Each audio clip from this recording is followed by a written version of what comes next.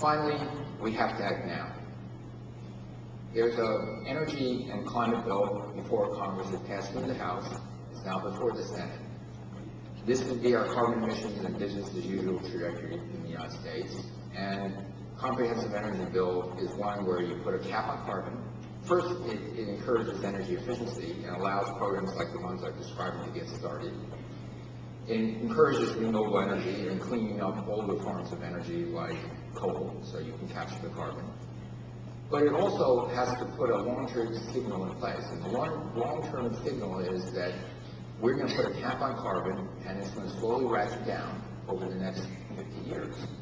And with that long-term signal, if you're a utility company CEO and board, you will say, okay, if that's the long-term signal, do I invest my $2 billion in a new coal plant, or $2 billion in a gas plant, or $2 billion in a coal plant with carbon capture, $8 billion or $7 billion in a nuclear power plant, or how much wind do you want? And so you may start making adjustments. But these things last 50, 60 years. Once you give that long-term signal, I really believe, just as the United States has done for sulfur dioxide and nitrogen oxides in their power plants, they solve the problem in a far less expensive way than what was originally estimated. In terms of scrubbing the SOx and NOx out of our power plants, it's 4 or 5 times less expensive than what even the EPA said it would cost. And the EPA wanted, believe me, wanted the cost to be as low as possible. So once you start this, industry can take over. It's just like the refrigerator story. Once the lobbyists and lawyers are out of the way, the engineers take over, good things happen.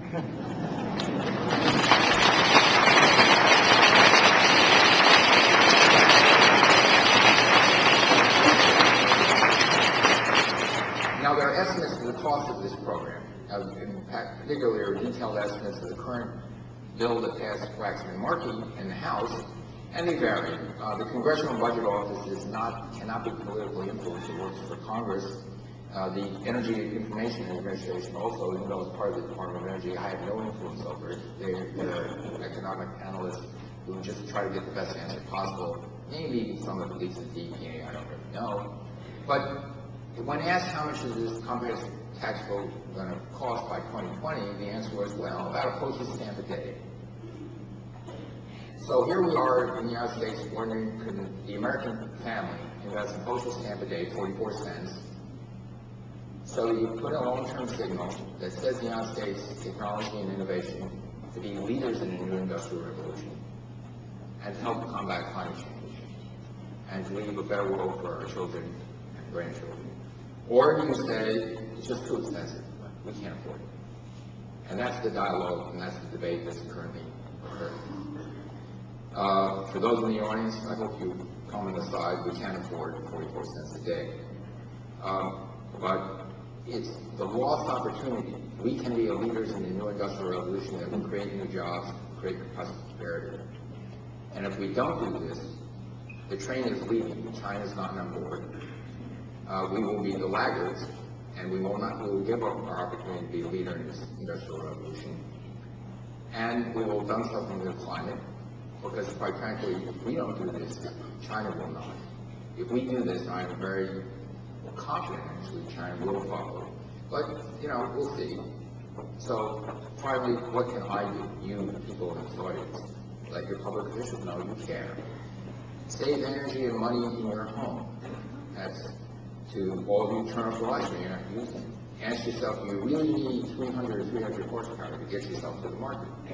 Is 200 enough? Put your computer in sleep mode. Where did it come up? That one. Well, your computer, which in your offices at the University of Rochester or at homes, your average computer, depending on what type it is, can use anywhere between 100 to 330 watts just sitting there, not doing anything. If you put it in sleep standby mode, it uses between 1 and 6 watts. And took us a specific example in iMac G5, uses about 100 watts when it's doing nothing. And you put it in sleep mode, it uses 3 watts. Now, sleep mode is a nice thing. It takes about 1 or 2 seconds for the computer to go in sleep mode and about 1 or 2 seconds to come back. So it's not like turning off and on where it's interminable. Okay? So, but you're talking a huge difference in energy.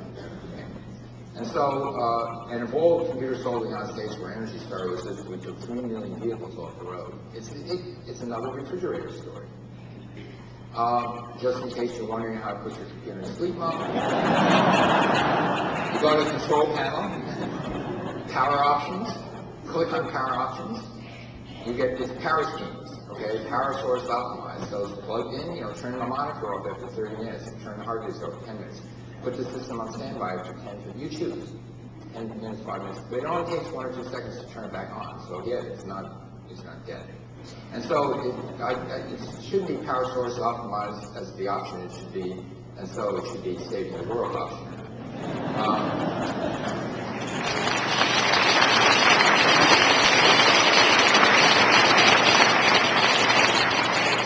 All right, so let me finish 2 things. I want you to carry away this image.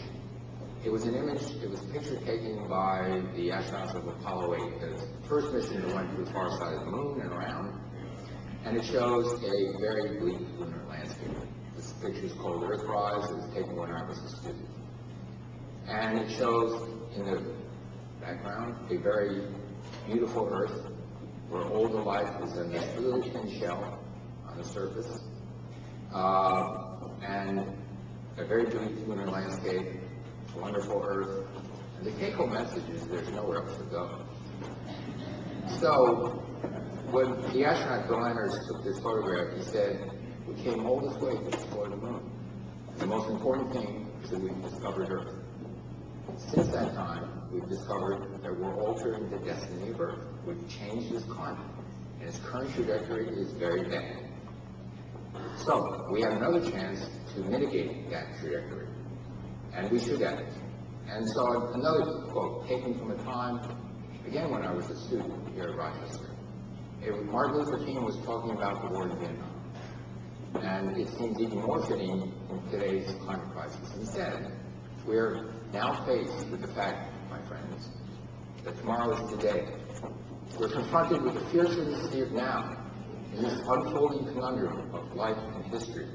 There is such a thing as being too late. So that, I thank you.